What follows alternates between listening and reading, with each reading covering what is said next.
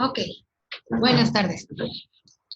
Le vamos a dar continuidad a la clase. En la clase pasada vimos que Hernán Cortés ya había llegado a Cozumel.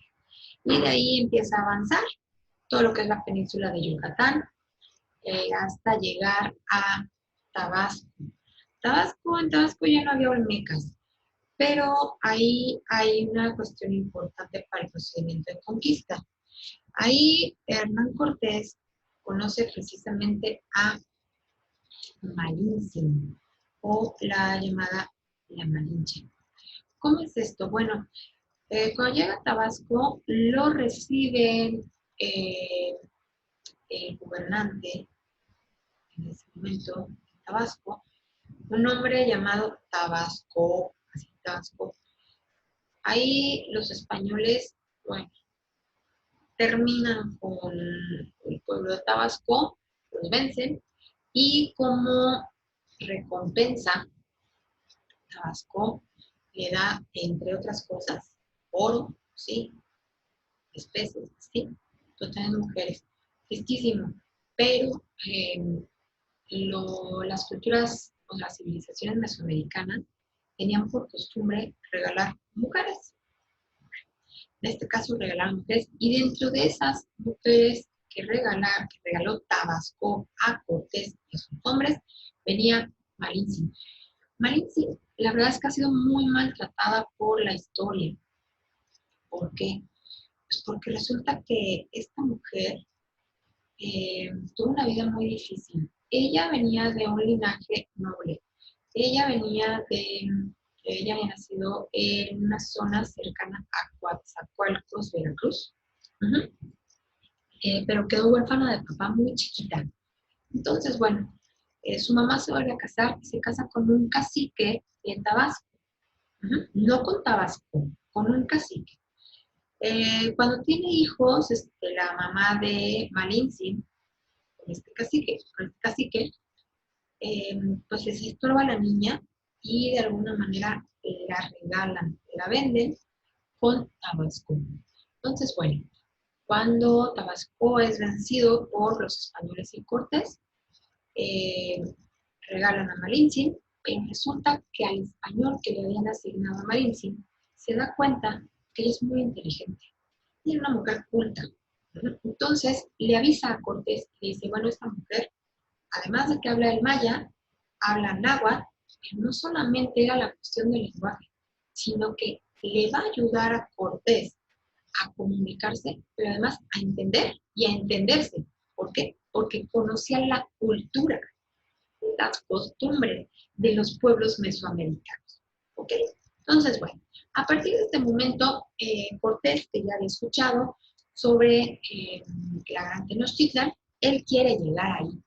Entonces, empieza a planear cómo llegar a este lugar, ¿sí? Que obviamente era más trabajo.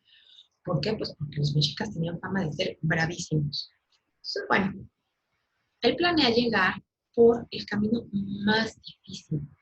¿Y cuál fue el camino más difícil? Pudo llegar un poco por el norte, pudo haber llegado un poco por el sur, no sé, por ejemplo, por Navaja, ajá, por Cuautla, pero no. Cortés decide llegar y atacar, bueno, no atacar, pues sí, abordar la Gran Tenochtitlan a través de los volcanes. Ajá. Lo que se denomina hoy Paso de Cortés, entre los dos volcanes. Aquí hay una cuestión bien interesante, no solamente por estrategia de sorprender a los mexicas por el camino más difícil y que no se esperaban, sino además Cortés se había quedado ya sin pólvora.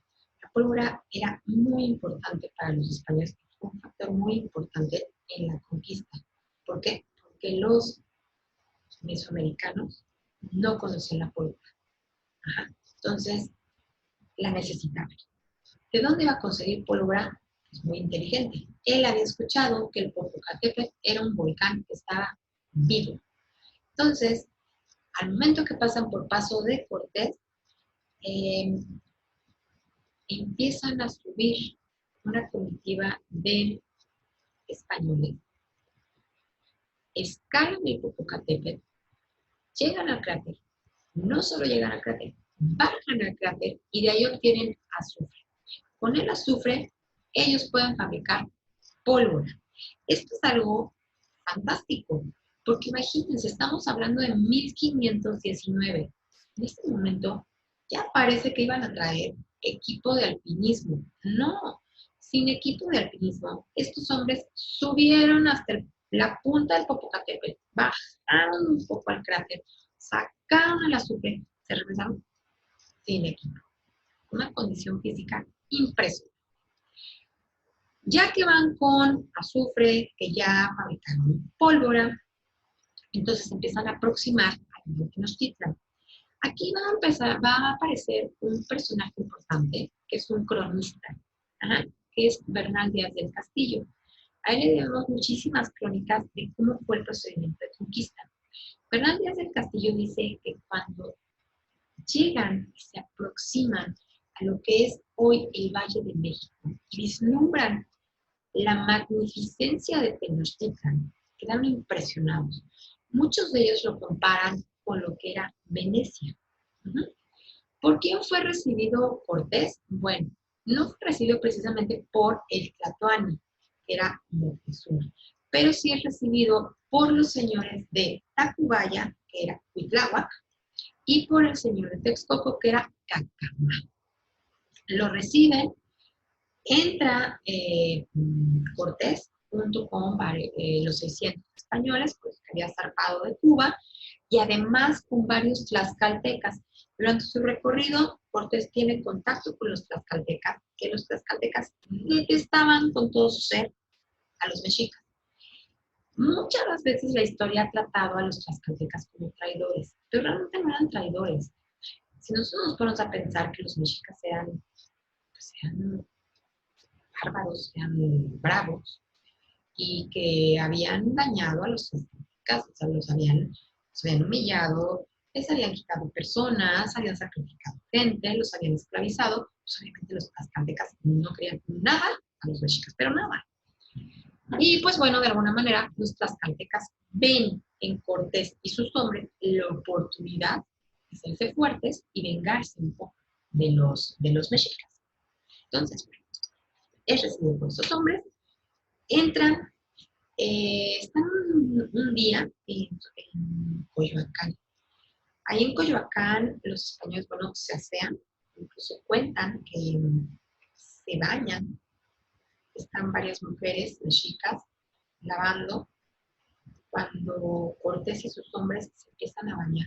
Y dicen que era un hedor espantoso, pues imagínense nada más, venían con armaduras, venían sudando, habían pasado, caminado y subido el Popocatépetl y bajado y sin bañarse. Porque los españoles pues, más bien cochinitos, o sea, no se les daba el baño diario, a los mexicas sí. Si heredamos los mexicanos el baño diario, es una costumbre mexica, no así europea. Entonces, bueno, ahí en Coyoacán los españoles se asean, se bañan, se vuelven a colocar sus armaduras, los tlaxcaltecas, por su lado, se empiezan a maquillar, se empiezan a pintar, se empiezan a tallar con sus plumas, como si fueran a entrar a combate, aunque realmente pues, me van a combatir. Moctezuma ya había sido avisado, pero fíjense aquí, una cuestión bien interesante. ¿Quién era Moctezuma? Moctezuma lo han tratado de pusilánime, lo han tratado de débil, lo han tratado de cobarde, pero realmente no. Moctezuma, que era el Tlatoani, era un hombre que había estudiado en el Calmecac. Yo comenté que el Calmecac era el colegio de los nobles. Y entre varias cosas que se estudiaban en el Calmecac, los preparaban para sacerdotes. Entonces, Moctezuma no solo era el gran Tlatoani, que tenía características de semidios, sino además era un sacerdote sumamente respetado y además sabía sacrificar. Era de las personas encargadas de realizar los sacrificios. Entonces, bueno, una persona muy sensible. Además era sumamente místico. Ajá. Esta cuestión del misticismo es importante por la siguiente cuestión. Moctezuma ya había escuchado que venían, que se aproximaban personas diferentes. Incluso había escuchado narraciones, decían que habían visto casas flotando en el agua. No eran casas flotando en el agua, eran los barcos, eran las embarcaciones de los españoles. Que habían visto hombres blancos, hombres con barba, hombres con cabellos rubios, o sea, pues, nunca habían visto en Mesoamérica, porque el indígena es moreno. La estatura del indígena pues, es unos 60, unos 65, el promedio. ¿No? Acá veían hombres altos, veían hombres con pelo diferente, cosa que nunca habían visto, hombres calvos, porque fíjense algo interesante, de la calvicie y el pelo en la cara no es de indígena, no es de americano, es de europeo. Entonces, bueno, Moctezuma atribuía todo esto a algo que se aproximaba la venida de Quetzalcóatl.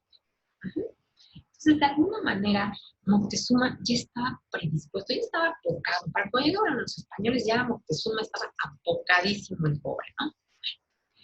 Llegaron, a ver, ok, llegan a la Gran Tenochtitlan y bueno, son recibidos, repito, por Tláhuac y por Cacamá y empiezan a entrar a la ciudad, al centro de Tenochtitlan. Ajá. Ellos entran por lo que hoy en día es la avenida José María Pino Suárez. Bueno, cuando llegan ahí, narra Bernal Díaz del Castillo en sus crónicas que los recibe Moctezuma. Moctezuma venía cargado en hombros por varios mexicas, incluso narra que traía unos guarachitos de oro, qué incomodidad, pero bueno, así venía. Y lo recibe Cortés. Ahí viene otro punto clave para empezarle a perder el respeto a Moctezuma. Mientras los mexicas consideraban bueno, no solo lo consideraban, era su gran tlatoani, pero lo consideraban un semidios, era intocable. Hernán Cortés lo que hizo al ver a Moctezuma fue abrazarlo. O sea, imagínense nada más.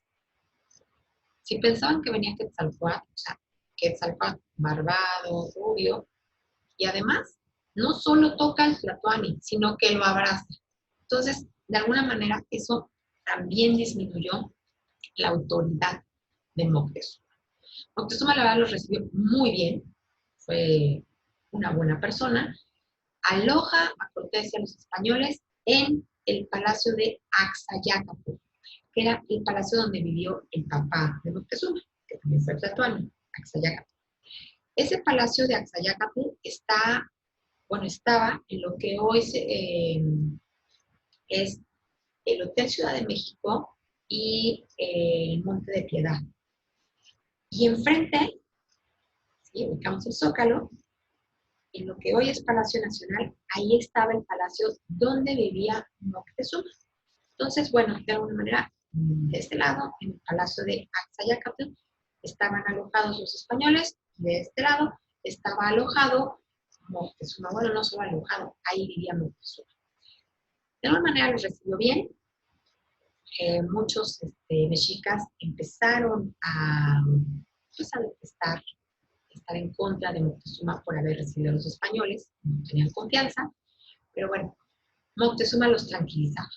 Cuando ya no los tranquilizó, fue cuando Cortés intentó en algún momento que se realizó un sacrificio humano, cosa que le horrorizaba a Cortés y a los españoles, evidentemente. Trató de poner al momento del sacrificio la cruz, una cruz católica, apostólica y romana, y en ese momento Moctezuma dice no. Había cedido a muchas cosas, pero no podía ceder a algo sumamente importante, que son las creencias de su pueblo. Ahí tenía que respetar. Entonces ahí empezó a haber ya cierta tensión entre Cortés y Moctezuma, pero aún controlable. La cuestión aquí, cuando se pone ya la situación difícil, déjenme tomar un juguito, es la siguiente. ¿Se acuerdan que Diego de Velasco se había quedado en Cuba y Cortés se le adelantó? Pues resulta que Diego de Velasco empieza a seguirle los pasos a Cortés. Y Cortés recibe la notificación de que vienen ya personas de parte de Diego de Velasco a apresar. Entonces Cortés sale de Tenochtitlan para de alguna manera detener a estas personas que vienen a apresarlo. Y cuando sale de Tenochtitlan para detener este problema, que finalmente no es un problema, ¿por qué? Porque logra convencer a los enviados de Diego de Velasco a que se unan con él y que sigan con el procedimiento de conquista. No pasa. Ahí no pasaba nada. El problema es que sí pasó en Tenochtitlan. ¿Por qué? Porque deja cargo a Pedro de Alvarado. Pedro de Alvarado ayudaba a Cortés. Y resulta que Pedro de Alvarado, cuando Cortés no está en Tenochtitlan, hace una matanza. En ese momento había una festividad, obviamente con sacrificios humanos por parte de los mexicas, y resulta que Diego de Alvarado hace un tiroteo. Empieza a matar a los mexicas. No había razón, pero los mata. Entonces, cuando regresa Cortés, pues ahí ya había de verdad una barbarie, ya habían matado a mucha gente. Los mexicas ahí sí ya estaban enojados y obviamente iban a agredir a Cortés. Cortés se atrinchera con sus hombres en el palacio de Axayacatl y todavía tiene el cinismo de ir por Moctezuma y exigirle que calmara a su pueblo. Ahí narra Bernal Díaz del Castillo que Cortés hace salir a Moctezuma para que hable con su pueblo. El pueblo está enardecido, el pueblo está furioso. Ajá. Y cuando Moctezuma está hablando, tratando de hablar con su pueblo, resulta que Moctezuma recibe una pedrada. Y con esa pedrada él muere. Muchas personas dicen que la aventó el mismo pueblo, otros dicen que fueron los mismos españoles, y hay otra versión que dice que el hermano de Moctezuma, que era el señor de Tacubaya, es decir, Cuitláhuac, que algunos dicen que era su hermano, otros dicen que era su sobrino, pero más bien era su hermano, hay una pedrada y matan a Moctezuma. Entonces, bueno, muere Moctezuma y Cortés de alguna manera baja un poco la guardia, piensa que van a estar muy preocupados los mexicas haciendo los servicios fúnebres de su gran Tlatoani. Y resulta que sí, se están haciendo los servicios fúnebres, están designando al nuevo Tlatoani, que en este caso fue Cuitláhuac. Se descuidan los españoles y resulta que Cuitláhuac empieza a hacer una rebelión en contra de los españoles, lo que nosotros hemos escuchado como la noche triste. Empiezan a atacar a los españoles y les va como en feria. La verdad es que los mexicas les dieron buena batalla, entonces Cortés y sus hombres se tienen que replegar. Empiezan a huir los españoles, pero no crean, son bastante tontos, y ambiciosos, avariciosos, porque empiezan a huir, pero empiezan a huir llenos de oro y llenos de joyas, llenos de todo lo que les habían quitado y regalado los mexicas. Pero pues obviamente en tierra fangosa, en lodo o en agua. Entonces muchos españoles mueren y mueren ahogados. Incluso hay una calle que se llama Puente de Alvarado. Se llama Puente de Alvarado precisamente porque Pedro de Alvarado, el que organizó esta matanza, venía cargado de joyas y de oro. Dijo, ¿qué hago? O el oro y las joyas o mi vida. Bueno, se empezó a quitar las cosas y dicen que saltó del otro lado con una ballesta para salvar su vida, para ponerse a salvo. Entonces, bueno, por eso se llama Puente de Alvarado, porque ahí Pedro de Alvarado salvó la vida. Cuando las excavaciones del metro, por ahí de 1968, 1970 aproximadamente, se encontró mucho oro y se encontraron muchas piezas prehispánicas, precisamente por esta razón, porque los españoles fueron deshaciéndose, los que se salvaron, ¿no? Los menos avariciosos y que apreciaron más su vida que el oro, se empezaron a deshacer de todo. ¿Para qué? Para salvarse. Entonces, cuando hacen las excavaciones del metro, encontraron muchas piedras, mucho oro y muchas piezas prehispánicas, precisamente por esto. Entonces, bueno, se retiran y Cortés tiene lo que llamamos la noche triste. Cortés llora. ¿Por qué? Porque fue derrotado por los mexicas. Pero aquí viene ya el final. ¿Sí? ¿Por qué? Se repliega Cortés con sus hombres en Tlaxcala.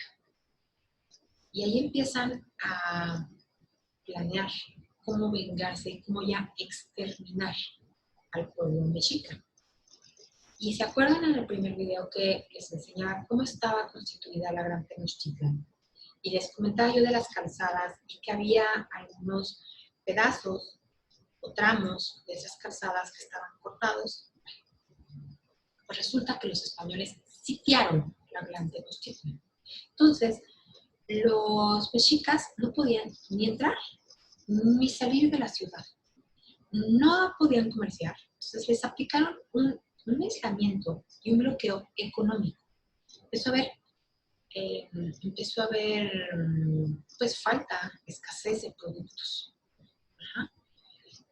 Pero además los españoles habían llevado enfermedades, entre ellas la viruela. ¿Sí? Al llevar la viruela empezó a haber una epidemia. La gente pues no podía salir, estaban sitiados. ¿Sí? En este momento, Cuitláhuac muere precisamente de viruela. Cuitláhuac dura poco tiempo como Tlatoani y bueno, muere de viruela. Lo sucede el último Tlatoani, que fue Cuauhtémoc. ¿Sí? Cuauhtémoc. Pero ya cuando está Cuauhtémoc como gran Tlatoani, pues ya obviamente el pueblo mexica está sumamente débil. Además, hay problemas económicos, hay hambre y hay enfermedad. Había muerto gran parte, un porcentaje elevado de población mexica. Ya que esto ocurre, entonces sí, los españoles adquieren fuerza y entran otra vez a la Gran Tenochtitlan. Y en este caso, lo que pasa es que apresan a Cuauhtémoc. Cuauhtémoc, la verdad, sí fue una persona que defendió el oro y defendió a su pueblo, pero ya no podía hacer gran cosa. Ajá. Incluso cuando lo apresan y que narran esta cuestión de que a Cuauhtémoc le queman los pies, a Cuauhtémoc y a su primo, lo quieren hacer confesar de dónde están los tesoros de Moctezuma, los tesoros, el oro, las joyas, las piedras preciosas. Y Cuauhtémoc no dice nada. Sin embargo, cae preso de Cortés. No muere instantáneamente, pero sí se da por vencido. Cuauhtémoc narra a Bernal Díaz del Castillo que pide en varias ocasiones que lo sacrifiquen, pero que le hagan un sacrificio a la manera de su pueblo. Le pide varias veces a Cortés que lo mate, pero Cortés no lo mata. ¿Por qué? Porque de alguna manera es su garantía. Al tener preso al Tlatoani mexica, pues de alguna manera es una garantía, era una garantía. Entonces, no lo mata, pero se va preso. En 1521 se da por vencido Cuauhtémoc. Los españoles conquistan al pueblo mexica, en ese momento se concreta un pacto de vasallaje que había hecho Cortés con Moctezuma en su momento, donde el pueblo mexica y su tlatoani se volvían vasallos del gobierno de Carlos I de España y V de Alemania, y bueno, se apoderan ya de todo, todavía de 1521 hasta 1525, que es cuando muere Cuauhtémoc. Pues Cuauhtémoc anda preso con los españoles hasta que finalmente es acusado de conspiración, cosa que es falsa, y muere ahorcado junto con otros mexicas. Bueno, esta sería la clase de historia desde el poblamiento de América, el procedimiento de conquista, para que en la siguiente clase empecemos a platicar de cómo fue ese México, esa nueva España, ¿sí?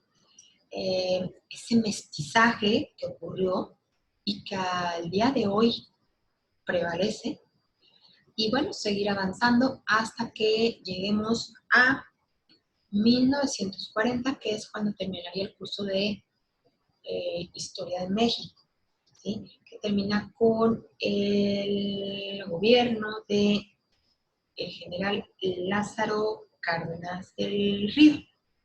Entonces, bueno, hasta aquí los dejo. Me dio mucho gusto. Espero que les haya gustado la clase y les voy a dejar las actividades en la plataforma de la escuela. Que tengan ustedes un muy bonito día y hasta pronto.